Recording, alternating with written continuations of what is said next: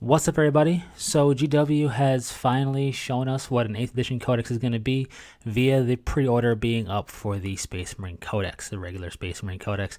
No surprises here. They've told us this blatantly in the past already. Plus, you knew it was going to be that way. It's their poster child, so that's the way it's going to be. So, with that said, from the onset, looking at it, it seems like a Codex. What I mean by that is, it doesn't feel like there's any real shakeup of the formula for how a Codex is, with background information, the data sheets, the army list section, and pictures and examples and all that stuff. It doesn't feel really any different or any shook up. What will be kind of cool is to see how everything's done with the Primaris, and also there being relics and so forth, as there was in codices prior. So that'll be just cool to see the full breakdown of it. I'll definitely be getting a copy of this Codex, probably just a regular copy. I'll save my expenditure of unnecessary amounts of money for the Dark Angels.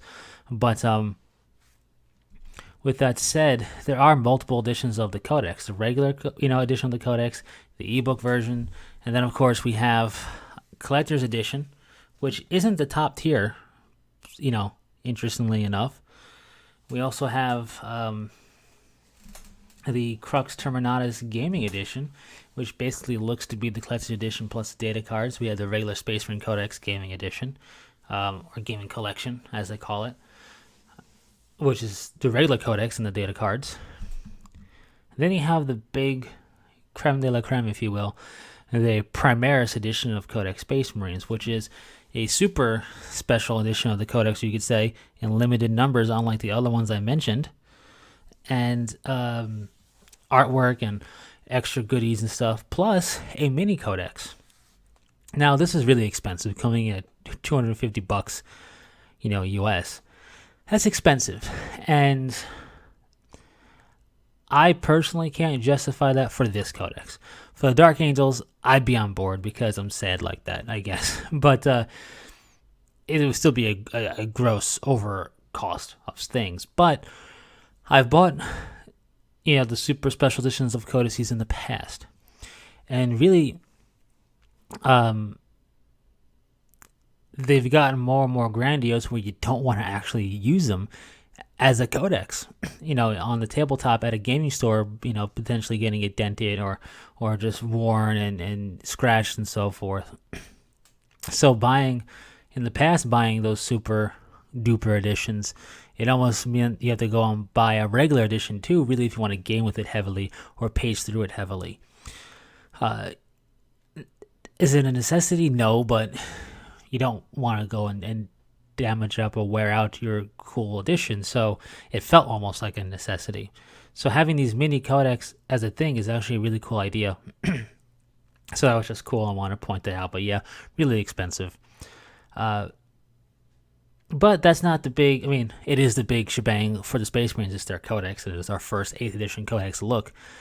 And I think from there, other codices that come out in the future, utilizing this formula, if they do like they've done in the past, will only improve upon the formula. So that'll be exciting. But we also have the Primaris release. Finally, we're getting Primaris models proper, outside of the Primaris Captain and Librarian. And they're the big focus of this release, and I'm okay with that because this is their first true official release of stuff. So they're going to be the limelight primarily, and that makes sense to me. I'm A-okay with that. But there is the Predator kill shot stratagem thingy that you can actually purchase and do, and which is kind of cool, but kind of lackluster in comparison to brand new shiny model syndrome stuff. So we have the Redemptor Dreadnought, of course, which looks really cool. It's a big dreadnought. What more can I say? It's got that plasma cannon arm. It's got either some type of flame weapon arm, with the power fist, or like a mini Gatling gun. And they got a big old Gatling gun option for the ranged arm as well, which is interesting. Apparently, also the armor that covers the dreadnought center torso is I don't want to say modular, but hinged, so you can. I don't know if you can make it open and close at will, or you can pose it either way. That's a cool idea. It's just cool to see.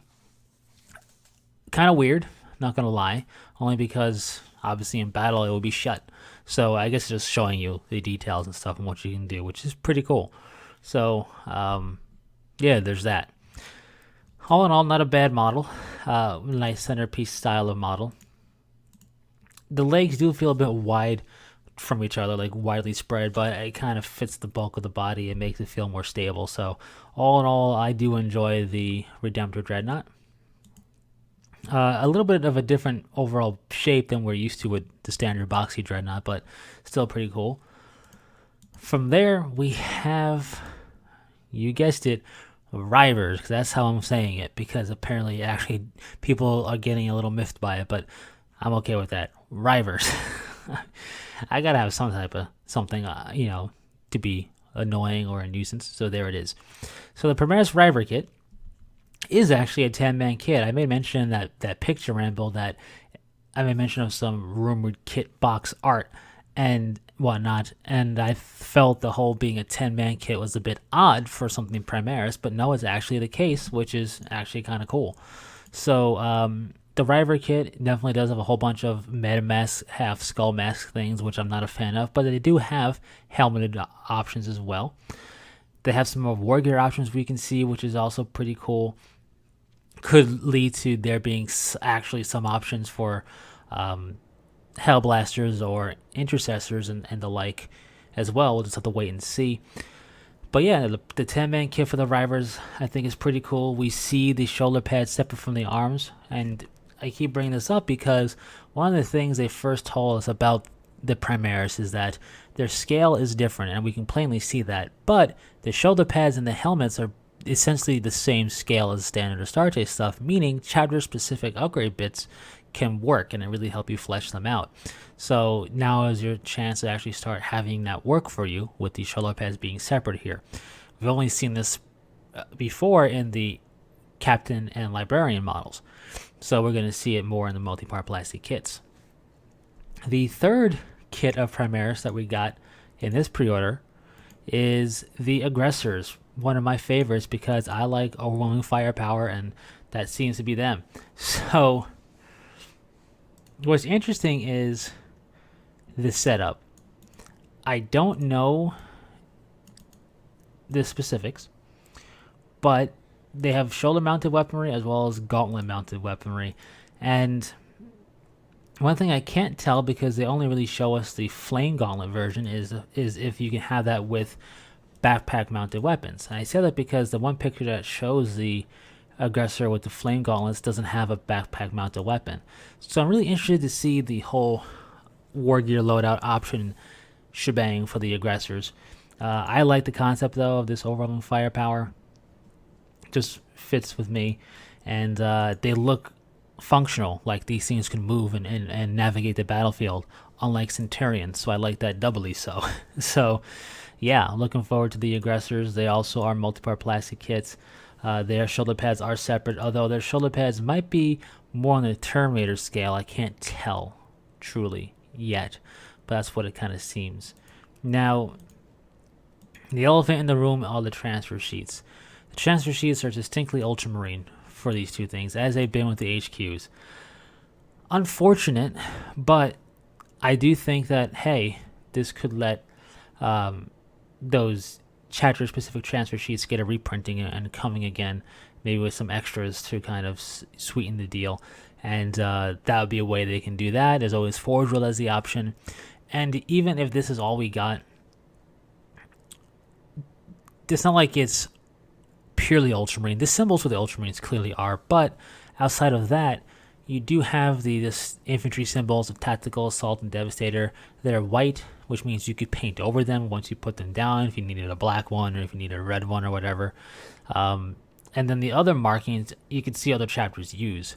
So it's not a complete wash, if that makes any sense. But yeah, people are pointing that out, so I figured I would bring it up. But that's all these Primaris specific new kits. They do have also for pre-order something called this week's Primaris pre-orders, which leads me to believe we're going to get at least one other week of Primaris pre-orders, considering there is the awesome Chaplain model that I can't wait for, there is the Apothecary, which I'm still hoping will be part of a combo kit that can build your choice of lieutenants or an ancient or an apothecary.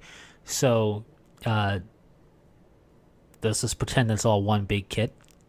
You have the chaplain, that you have the hover tank, you have the inceptors, which you know are definitely getting a multi-part plastic kit because of the plasma weapon options they have, apparently, that we saw in that one picture. And then we have intercessors and hellblasters that are most likely going to be one kit because the only difference is the weapons they wield that we know thus far. We don't know if there's any actual options for them, but the two different squads are because of their weapon loadout. So that's the only difference, meaning you can make them one kind of combo kit like the Immortals are with the death marks and all that. So for the Necrons. So we still have all that we know of. And sure, they could do that all in one additional pre-order, or they could stretch it out if they wanted to. So we'll have to wait and see what happens next week. When the Codex drops and is in stores is probably when the second wave is going to go for pre-order, and we may see the rest of the Primaris wave there, or there might be a third week if they want to stretch it out. We'll have to wait and see, like I said, but looking forward to it. So I like these kits. I like these models. The Rivers, the only thing I don't like about them is the half skull mask, and their shin armor is a little odd, but I can deal with the shin armor. It's their half skull masks that are just weird. So with that said, really, I think they're doing a good job here. I'm kind of beating a dead horse, but because I said this before, but again, this is the first proper release of the Primaris. Yeah, they've been getting a lot of screen time, a lot of coverage because they're a new thing, a new entity, if you will, a new sub-faction of Astartes almost. But they've been getting a lot of hype for that, but they haven't had an official release until actually just now. So them kind of being the limelight of releases for the next couple of weeks of Space Marine stuff is to be expected. And I would think the only time it could be problematic is years down the line if they are continuing to be the way in which Space Marine gets things. Then that could be a little bit of an issue.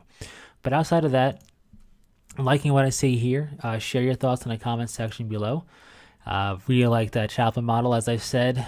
And the Primaris edition of the Codex Space Marines has it, I think, on like the mini Codex cover or something, which is such a tease. But anyways, yeah, that's going to be it for this ramble. Share your thoughts in the comments section below. Any thoughts, comments, or concerns, or requests outside of that, of course, you can leave in the comment section as well.